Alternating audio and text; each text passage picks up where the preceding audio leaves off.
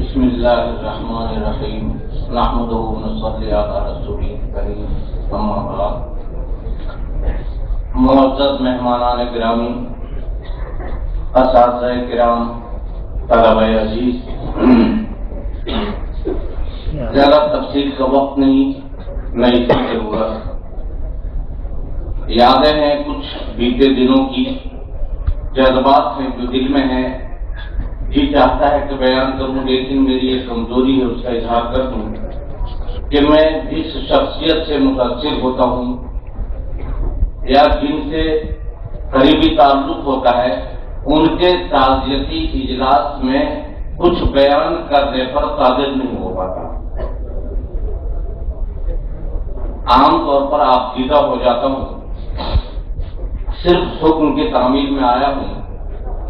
جو طلبہ یہاں ہیں انشاءاللہ حضرت مولانا استاد محترم حضرت مولانا خورشید عالم نور اللہ مرقدہ کی زندگی کے مختلف پہلوؤں پر اس وقت روشنی ڈالوں گا، بتاؤں گا۔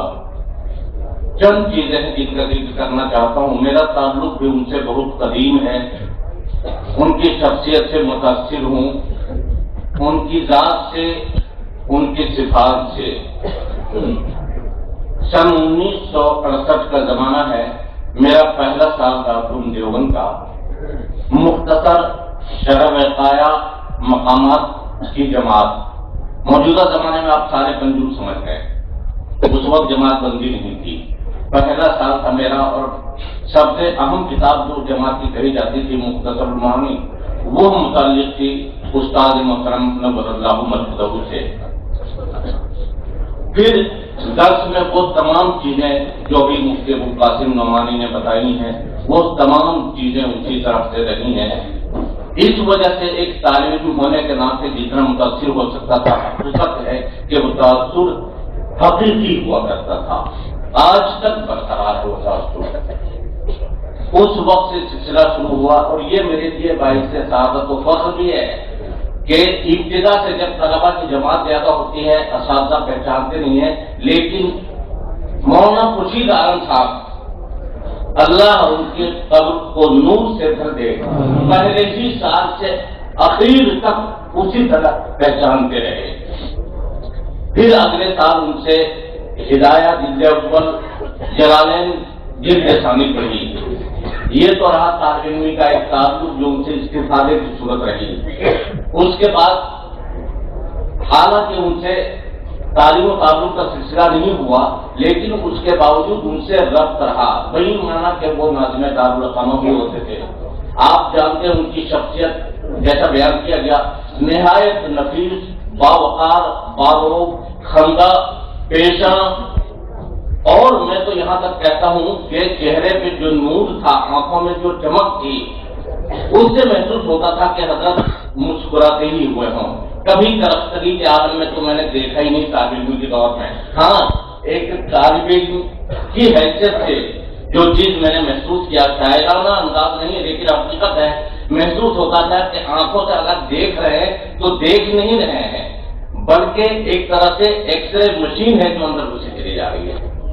چمک تھی آنکھوں میں، اور جائزہ دیتے تھے غور سے، لیکن نہایت شفقت کے ساتھ وہ سلسلہ ان سے قائم رہا۔ پھر اس کے بعد جب طالب علمی کا دور میرا ختم ہوا، دارالعلوم دیوبند سے وابستگی ہوئی، اس وقت ان سے رابطہ وہ کہ کم ہو گیا، لیکن جب اجازت سالہ کا زمانہ آیا، پھر ان کی رہنمائی حاصل ہوئی اور ان سے استفادہ۔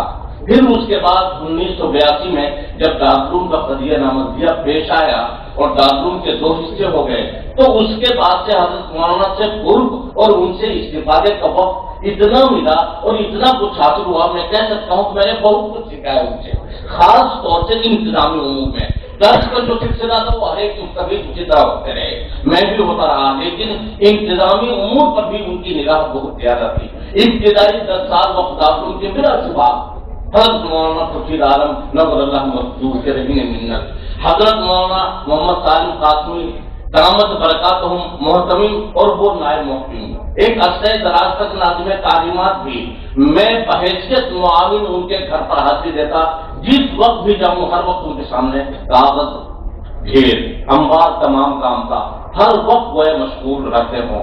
اس وقت پریشانیاں بھی ہوئی، دشواریاں بھی، کچھ مخالفتیں بھی، नतीजा ये हुआ कि हजरत मौलाना की इतने मुसलसल काम करने की वजह से उनकी सेहत पे असर पड़ा और जबान में तकलीफ हुई, तकलीफ से दिल के आगे तक बढ़ी, आखिर में तो आकर घुटनों में भी तकलीफ हुई।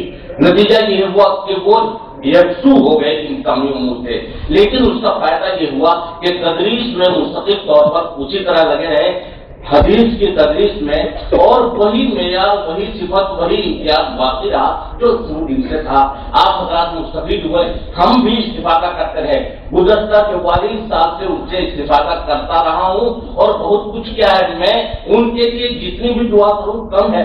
हम सब मिल करके उनके लिए दुआ करें, इसलिए कि उनके इल्मी कारनामे हम ही लोग हैं। यहाँ जिसे बैठे हुए सब शागिर्द होंगे, ये सब उनकी इल्मी खिदमत, इल्मी कारनामे हैं। मैं तो सिर्फ यही दुआ करता हूँ कि अल्लाह उनकी इल्मी खिदमत को कबूल फरमाए।